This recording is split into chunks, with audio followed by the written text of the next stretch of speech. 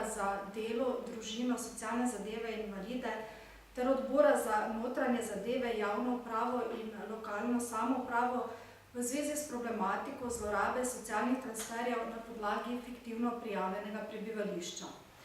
Dejstvo je, da že več let, tako v medijih kot nasploh v širši javnosti, se opozarja na probleme prijave stalnih in začasnih prebivališč, predvsem strani tujcev, ki so fiktivna, kar je seveda nezakonito samo po sebi, dodatno pa lahko takšno dejanje pomeni tudi oškodovanje državnega proračuna, saj se na prijave prebivališč vežejo tudi številne socialne pravice.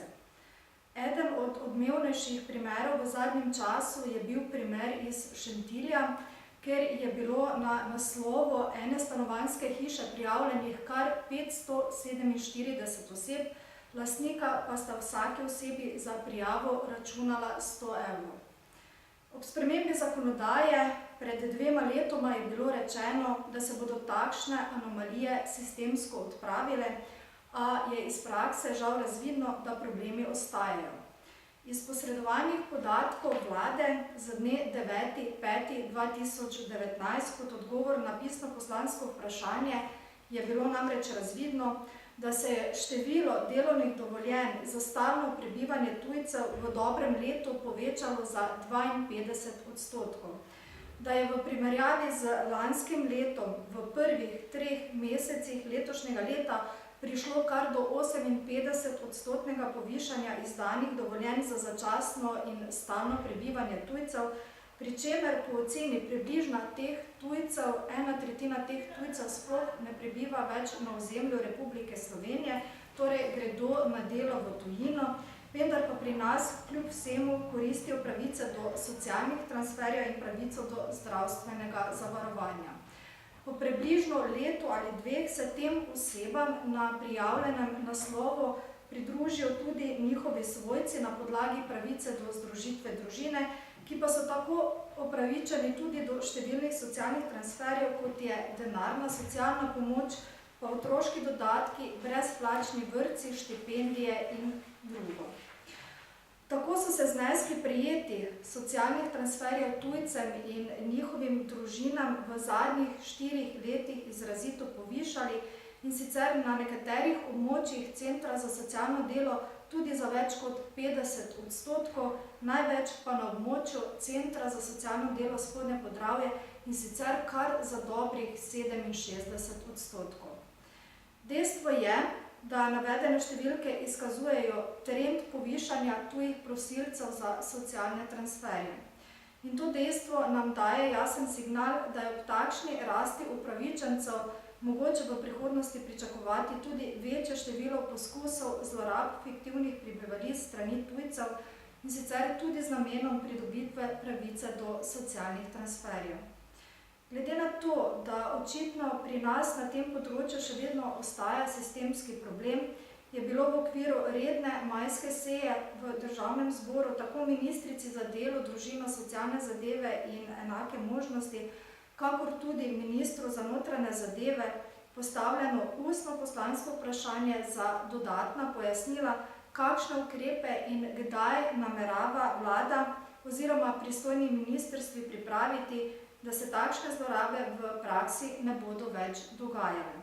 Ker odgovora glede priprave konkretnih ukrepov vlade oziroma pristojnih ministrstev nismo prejeli, je bil podan tudi predlog, da se na naslednji seji Državnega zbora opravi širša razprava za sprejem potrebnih ukrepov, vendar pa je bil ta predlog strani koalicijskih poslancev žal zavrnjen. Ker pa v zvezi s to problematiko in integracijo tujcev v lokalno okolje dlje časa vlado opozarja tudi Državni svet, in ker menimo, da je resnično nujno potrebno, da se zadeve na tem področju sistemsko uredijo, tudi po zgledu na primer drugih držav Evropske unije, ki se prav tako srečujejo z reševanjem tovrstne problematike, smo v Slovenski demokratski stranki pripravili zahtevo za sklic skupne nujne seje obeh pristojnih odborov v Državnem zboru, v okviru katere predlagamo, da odbora na skupni seji o tej problematiki opravita širšo razpravo in sprejmeta sklepe, s katerimi se Vladi Republike Slovenije in pristojnim ministrstvom predlagajo naslednji ukrepi. Da se v celoti realizirajo sklepi Državnega sveta Republike Slovenije z dne 16.5.2018 glede odprtih vprašanj integracije tujcev z stalnim ali začasnim prebivališčem v Republiki Sloveniji, da se predlagajo spremembe zakonodaje, ki bodo kot pogoj za celotno denarno socialno pomoč tujcem določale uporabno osnovno znanje slovenskega jezika, da se predlagajo oziroma sprejmejo površinski standardi za prijavo prebivališča v posamezni stanovanjski enoti, pod katerimi upravna enota po uradni dolžnosti preveri prijavo prebivališča, da se preučijo učinkovite prakse iz držav Evropske unije za odkrivanje fiktivnih prijav prebivališč in o tem obvesti Odbor za notranje zadeve, javno upravo in lokalno samoupravo, da se predlagajo oziroma sprejmejo takšni ukrepi, da bodo lahko pristojne upravne enote pridobile informacije o tem,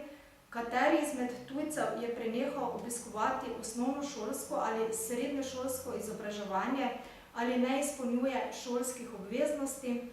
ter da se sprejmejo ukrepi, na podlagi katerih bodo evidence prejemnikov socialnih transferjev za tujce na vpogled tudi upravnim enotam v postopku preverjanja prijavljenih prebivališč.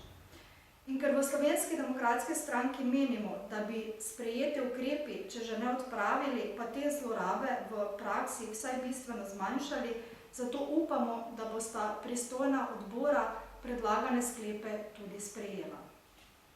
Hvala. Kakšno vprašanje? Hvala lepa za udeležbo in lep dan.